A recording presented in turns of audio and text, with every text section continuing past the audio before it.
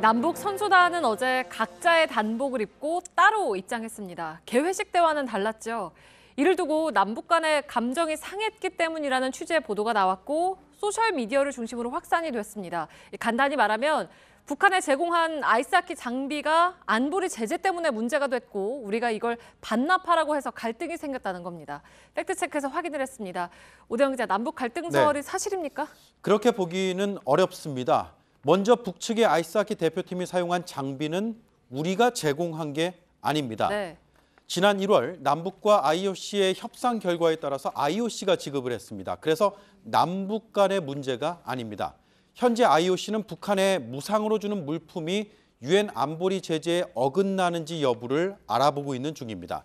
우리 정부는 북측과 IOC가 해결해야 할 문제라는 입장입니다. 네, 그러니까 일단은 장비 문제 때문에 폐회식의 공동 입장이 무산된 건 아니다라는 거잖아요. 그러면 공동 입장이 예정돼 있었던 건 맞습니까?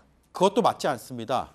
일단 남북 간의 공동 입장을 폐회식에서도 하려면 사전에 합의가 있어야 합니다. 그런데 이번에는 이처럼 개회식에 대한 합의만 있었습니다. 그런데 과거에는 좀 달랐습니다. 2000년의 시드니 올림픽, 2004년의 아테네, 2006년의 토리노 때는 남북이 사전에 합의를 해서 공동 입장을 했습니다. 하지만 이번에는 개회식은 합의의 대상이었지만 폐회식은 아니었습니다.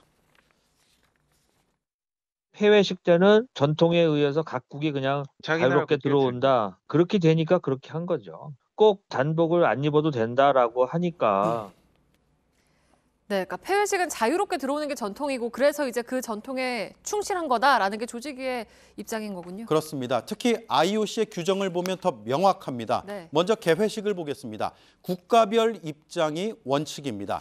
자국기가 들어오고 단복을 입은 선수단이 따라 들어와야 합니다. 반면에 폐회식은 자율 입장이 원칙입니다. 먼저 참가국들의 깃발이 다 들어옵니다. 어제 태극기, 인공기, 한반도기를 비롯한 모든 국기들이 따로 입장을 했습니다. 이어서 선수들은 특별한 순서 없이 국적과는 무관하게 뒤섞여 들어오게 돼 있습니다. 그래서 여러 국적의 선수들이 함께 입장을 하거나 다른 나라의 국기를 흔드는 장면까지 어제 볼 수가 있었습니다. 네, 맞아요. 그러니까 결국에는 IOC 규정으로는 폐회식에서만큼은 선수들이 좀 자유롭게 입장을 하라는 게 원칙인 거군요. 그렇습니다. 1950년 호주 멜버른에서 올림픽이 열렸습니다. 당시에 그 전까지는 개회식과 폐회식의 입장 풍경이 똑같았습니다. 하지만 이때부터 바뀌었습니다. 개회식은 국가별로 제식 행렬처럼 입장을 하더라도 폐회식에서는 이렇게 선수들이 다 함께 들어왔습니다.